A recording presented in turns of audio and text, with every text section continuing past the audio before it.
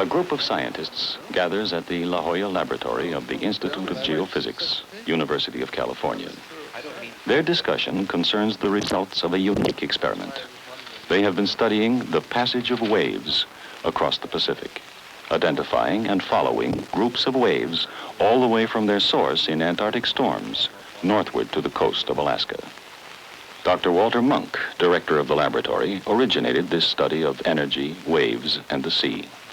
With his colleagues, he spent an entire summer tracking waves generated by the severe Antarctic storms. Waves that propagate across the entire Pacific, the largest body of water on our planet.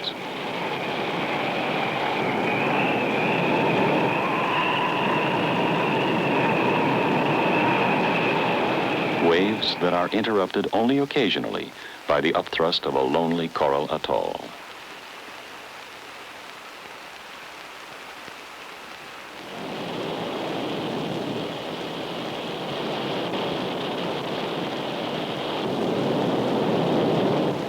Waves that smash endlessly against the rock of high volcanic islands like Samoa. Waves which 10 days later die quietly on the beaches of distant coasts, the end of a journey half around the world. Modern technology and instrumentation made it possible to cope with the vast amount of data collected. The project required equipment for sensitive measurement and data analysis. The expedition used one of the most curious ships ever developed. FLIP, a 355-foot floating laboratory that can stand vertically in the sea, and in that position, the most stable floating platform in the world. Dr. Munk's study, supported by the Office of Naval Research and the National Science Foundation, was most ambitious. This was the first time that men had simultaneously gathered precise and detailed wave data over global distances. The originator of the expedition recalls how the study began. Dr. Munk. We have known for some time that Antarctic storms generate enormous waves which can be detected halfway around the globe. Although these waves become smaller and lose energy as they move away from the storm area, when they reach distant coasts, they are still detectable. We wanted to see if we could identify a train of waves from storms in the Antarctic region all the way to the beaches of Alaska. We particularly wanted to study the processes by which wave energy is lost. I had been under the impression that much of the wave energy would be scattered in the region of the equatorial trade winds and so prevented from getting to the North Pacific. The expedition, we hoped, would give us the first quantitative evidence to test this conjecture. The sea itself was our laboratory. Ocean swell, trains of waves moving across the sea, can come halfway around the world to deliver its power on the shore in the form of breakers. And here in the surf, the historic line of battle between land and sea, that power is immediately clear. Here the energy of the waves seems concentrated.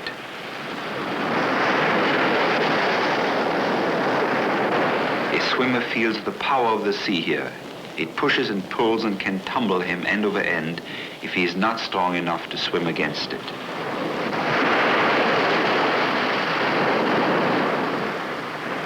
But when a swimmer pushes out beyond the breaking surf, his water environment changes. Here the turmoil is left behind. Here he floats quietly, holding gently with the swell. The circular motion or orbital motion of his head reveals a basic fact about ocean waves. The water does not travel with the waves. The water does not stream towards the shore. This is clearly seen in a wave tank. There's virtually no flow of water in the direction of the wave. Only the wave form advances. The water particles move in nearly circular orbits. At the surface, these orbits have a diameter equal to the height of the wave.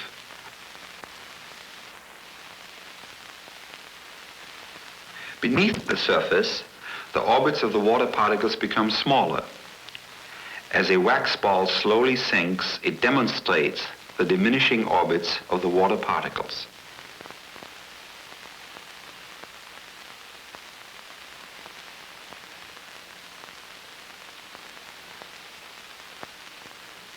The effect of the wave virtually disappears at a depth equal to 1/2 the wavelength. A submarine at such depth is hardly aware of the heavy waves on the surface. Water waves are characterized by wavelength, the horizontal distance from crest to crest, by height, the vertical distance from crest to trough, by period, the time required for two crests to pass a point.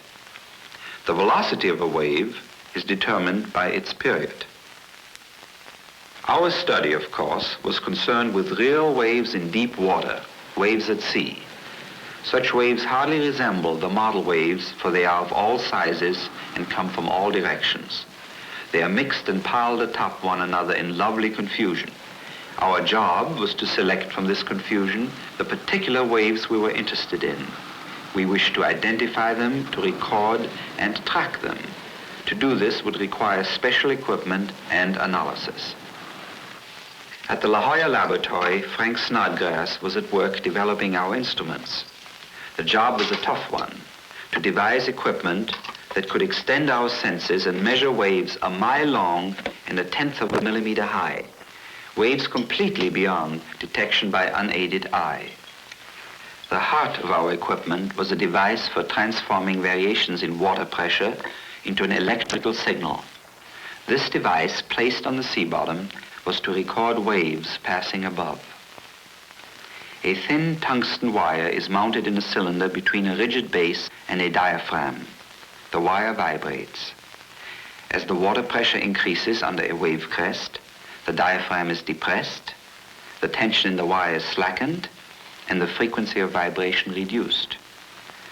The wire oscillates in a magnetic field inducing a fluctuating current. This electrical signal is amplified, transmitted, and recorded. The tape record is then a direct measure of the pressure at the sea bottom from which the wave profile can be calculated. The delicate wave sensor is housed in a sturdy brass cylinder to protect it from the sea. In the past, our data was visually recorded by wiggly lines on paper. For this expedition, the data would be recorded on punch tape equipment for direct input into a computer. I was frightened by the idea of using such fancy digital equipment on remote islands far from repair facilities. But I agreed it was necessary because of the large volume of data we anticipated collecting. The speed of the modern computer would allow us to get some results while the stations were in operation, to play things by ear, and to improve our procedure in the field. During our expedition, it would be winter in the southern hemisphere. Waves generated by severe storms in the Antarctic passed to either side of New Zealand and spread out in all directions across the Pacific. So we had a large area in which to choose locations for wave recording stations. The selection included a compromise among many factors. First of all, we preferred islands we could get to. Stations would have to lie on a great circle route so that we would all be measuring the same wave trains, and they should be about evenly spaced. I was particularly anxious to find a route including an island near the equator, for I expected a dramatic loss of energy in the equatorial trade winds. Many great circle routes were considered and many possible sites were discussed. Klaus Hasselmann looked into the problems of island shadowing. Islands cast shadows much as if the water waves were light waves. We wish to keep our recording stations out of any major shadows. Gaylord Miller dealt with the problems of near-shore refraction. As waves approach a shore, they feel bottom, are bent by the configuration of the underwater topography. We wanted as little refraction as possible in the area of our wave measuring equipment. At last, 6 locations were selected along a great circle route 10,000 miles long, stretching across the entire Pacific. At New Zealand, Cape Palliser Light, a rugged, storm-battered point where the first arrival of the great waves from an Antarctic storm could be expected.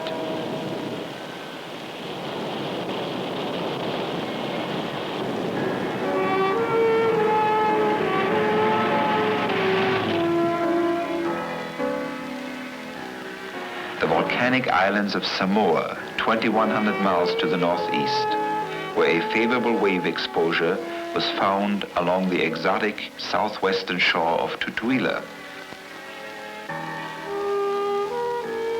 1,600 miles beyond, the uninhabited equatorial atoll of Palmyra, 2 miles in diameter, with no point of land more than 6 feet above sea level. In Hawaii, we selected Kewalo Basin in downtown Honolulu. This was our central wave station, easily accessible, and it served as headquarters for the expedition. To monitor the North Pacific, where there are no islands, the mobile island Flip was stationed at 45 degrees north and 150 degrees west. Her name is not simply a nautical joke. The letters stand for Floating Instrument Platform. At the end of their 10,000-mile journey, our waves would finally die on the beaches of Alaska, our final recording site.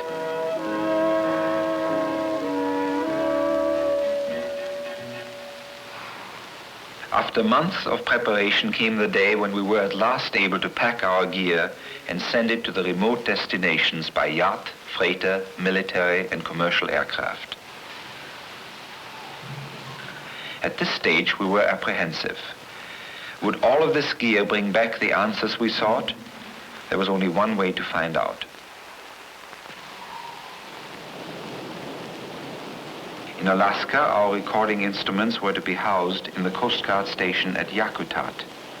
A fishing boat, operated by an Eskimo crew, took Gaylord Miller out to the spot selected where the water depth was 60 feet, deep enough so that the waves had not yet been substantially affected by the bottom.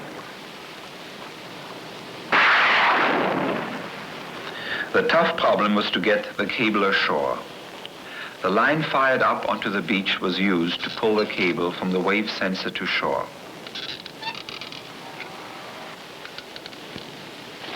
The wave sensor, mounted on a quadrupod, was lowered into the sea and the spot marked with a buoy.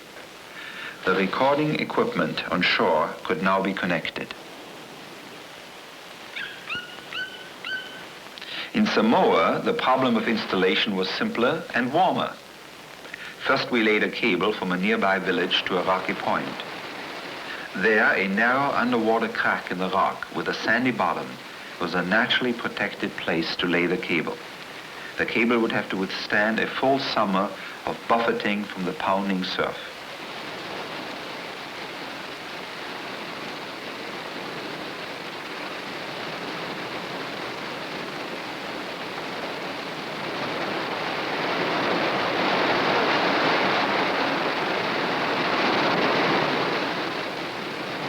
The wave sensor had been lowered into the water from an outrigger beyond the breakers.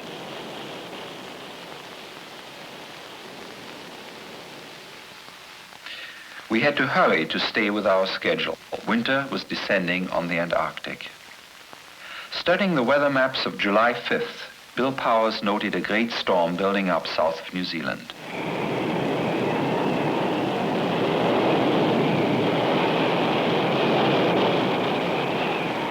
This storm would impart energy to the sea and create the wave trains we wished to study. Cape Palliser, New Zealand, on July 6th, the waves from this storm arrived. The station had gone into operation just one day before. At last, our instruments could measure some real Antarctic waves.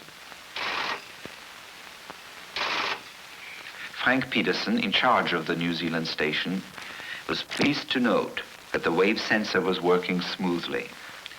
Each 2-second reading gave a sample of the wave height measured to the nearest 10th millimeter. We had all gotten pretty good at reading the tape code. It gave us the advantage of an on-the-spot analysis of the waves. This is a plot of the sea surface against time. The profile is irregular. A typical interval from one crest to the next is 16 seconds. This is the wave period. Knowing the wave period, we could predict the travel time of a wave group and estimate its arrival at the next station. The velocity and length of water waves is determined by their period. Long period waves are fast. These cross the screen in 5 seconds.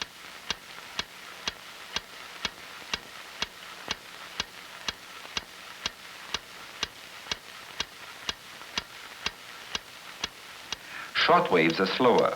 These take 10 seconds to cover the same distance and are therefore traveling at half the velocity of the previous long waves.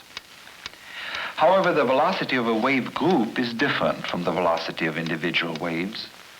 On the leading edge of a wave group, the first wave repeatedly disappears to be replaced by wave number 2.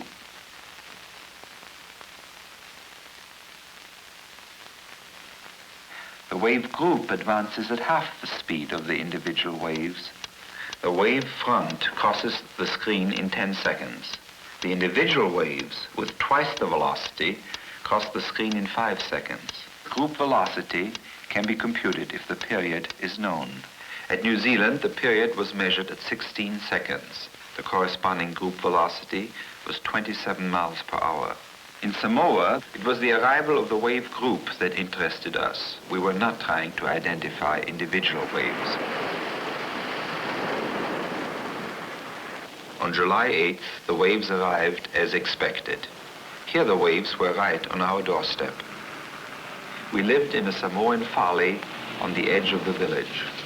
The house was built entirely of coconut palm, an ideal place to work on waves. The house was open on all sides. It afforded lots of comfort and no privacy. To operate our recording equipment, we had taken along our own generator. As at all the stations, we recorded for 3 hours twice each day, from 4 to 7 a.m. and from 4 to 7 p.m. Each day we punched out 10,000 data points to be digested by the computer at home. We hardly ever missed a measurement. The equipment worked admirably, and my initial apprehension soon vanished. Data taking became quite routine. My wife and some of the Samoans learned to operate the recording equipment.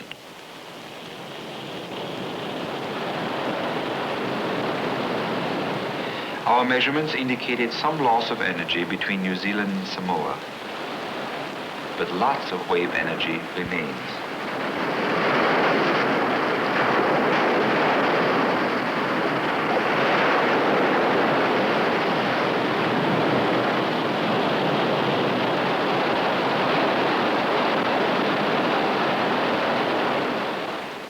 Preliminary analysis showed that the waves at Samoa were more regular than at New Zealand. This is because the long waves, which move rapidly, have separated from the short waves, which are slower. This is a phenomenon known as dispersion. To see dispersion, one can toss a handful of pebbles into a pool and watch carefully. As in full-scale storms, waves of all shapes and sizes are generated, and they spread out confusedly in all directions at once. As they leave the storm area, the waves begin to sort themselves out. The long waves move out fast, the short waves more slowly. Away from the storm, the confused sea has become swell. The waves are separated and regular. And as the distance from the storm increases, the long waves in front become even further separated from the lagging short waves. The wave train stretches out more and more. The further the group has traveled, the longer it will take to pass a wave station. The computations, taking dispersion into account, made it possible to predict not only the storm waves' arrival time at other stations, but also to estimate their duration. I went to Pago Pago to pass this information on by radio.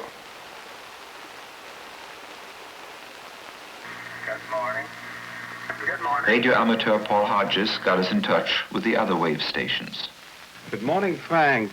Everything's fine, station going well. We're having a rather nice sequence of waves come in, which reached their peak probably early this morning, probably associated with the New Zealand storm. Do you know what this means with the duration? I estimated the arrival of the storm waves in Palmyra on July 10th. I informed Gordon Groves in Palmyra that taking dispersion into account, he could expect the waves there to have a duration of 2 days. The disturbance had passed in a day and a half in Samoa. And wondered if it looks like might be getting some good waves coming into Honolulu 4 or 5 days. Yeah, let's all see what can go. In Hawaii, the same wave group will arrive on July 11th, and the waves should, because of dispersion, take 3 days to pass. Frank Snodgrass's calculation agreed with If mine. it does come through, I'll let Flip know. I'll also wire Alaska and alert them all. How long ago was it that you talked to them? So everyone could anticipate the arrival of the great waves from our first storm. At the same time, Frank Snodgrass had learned from New Zealand about the birth of a new Antarctic storm. We have 40 to 45 knots of wind at latitude 64 and longitude 177 east. This is a mean wind. The fresh storms building up in the Antarctic would happily provide an abundance of waves for us to measure throughout the summer and enable us hopefully to reproduce the results of our first storm. The kind of control plots we were making with the punch paper tape while on station were inadequate for detailed analysis. While the gathering of data continued, the paper tapes were regularly flown to La Jolla for computer processing so that Frank and Klaus could keep a running account of the experiment. In order to see our waves most clearly, we had decided to look at them in a special way. We programmed the computer to evaluate and plot out a spectrum of the wave data. A wave spectrum is a plot of wave energy against wave frequency. Energy is represented vertically and frequency is represented horizontally, with the low frequencies or long periods on the left, the high frequencies on the right. The arrival of the wave group from the Antarctic shows up as a distinct peak in the spectrum with a given peak frequency. Because of dispersion, the peak first shows up at the low frequency or long period end of the spectrum. These were the first wave arrivals from the storm. On later records, the peak gradually shifts to higher frequencies. These higher frequencies, or shorter waves, arrive later because of dispersion. After several days, the wave group has passed. The peak disappears. As our waves progressed northward, they encountered waves from local storms. The swell passed through these locally generated waves like ghosts and continued their journey towards Flip, virtually intact.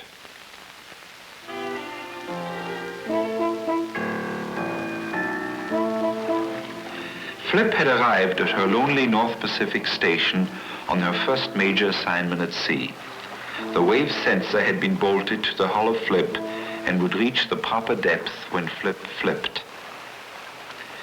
As the strange ship floods her ballast tanks and slowly tilts to her vertical operating position, all but 55 of her 355-foot hull sinks underwater to form a surprisingly stable base of operation. Flip is designed to heave up and down at a natural period which is longer than the longest swell. Consequently, she barely moves with waves, only 3 inches in a 30-foot sea. As she flips, the crew aboard shifts with her, walking now on what before were walls and rails.